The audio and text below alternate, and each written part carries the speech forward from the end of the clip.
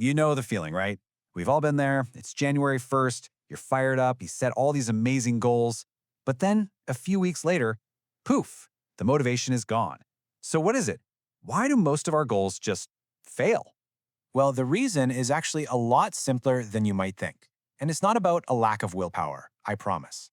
The core idea is this: every single goal is just a series of actions. That's it. So if you're not hitting your goal, it just means you're not doing the right actions, either because you haven't figured out what they are or you're just not doing them. And that is the exact problem the GPS method is designed to fix. It stands for goal, plan, and system. It's all about turning that fuzzy ambition into a crystal clear, actionable roadmap that you can actually follow day to day. Okay, so let's jump right in with the G for goal. Think about it like you're programming a destination in your car's GPS. You can't even start the car if you don't know the exact address you're trying to get to, right? So to really lock in that destination, you've got to answer three key questions. First, the what. What is the specific outcome you're aiming for? Next, you have to dig deep for your why. What is the compelling personal reason this actually matters to you? And finally, you set your anti-goals. These are the things you absolutely want to avoid while you're on this journey.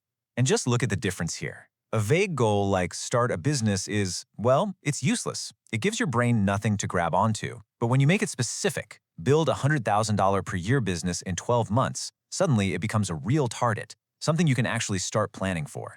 And then there's the why. And honestly, this part is absolutely crucial. So many of us chase goals because we think we should do them. But all the research shows that real, lasting motivation is intrinsic. It comes from within. That deep, personal why is the fuel that's going to drag you through the tough days when you just want to quit. So here's how this looks in the real world. The goal isn't just a mushy get healthy. No, the what is super specific. Reduce visceral fat by 50%. The why is powerful and emotional. To be healthy for my family. And the anti-goal sets a critical boundary. I'm not going to let this take away from my family time. Now that is a well-defined destination.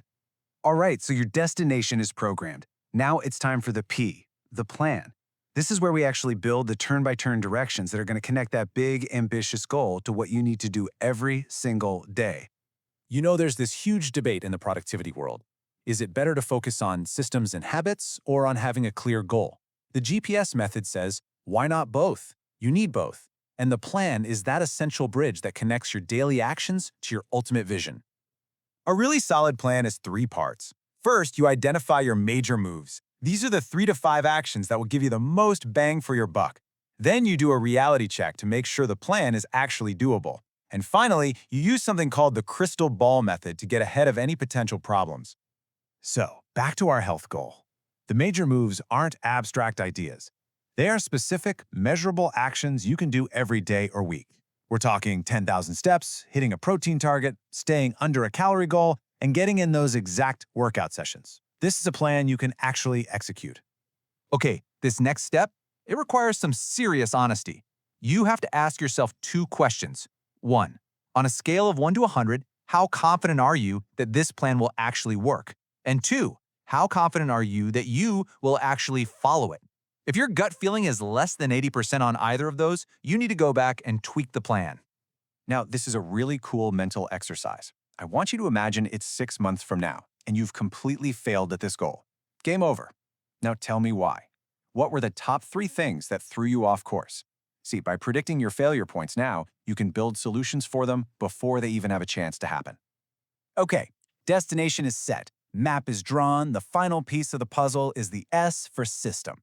This is what's going to keep you on the right road during the actual journey, making sure you stick to that plan day in and day out.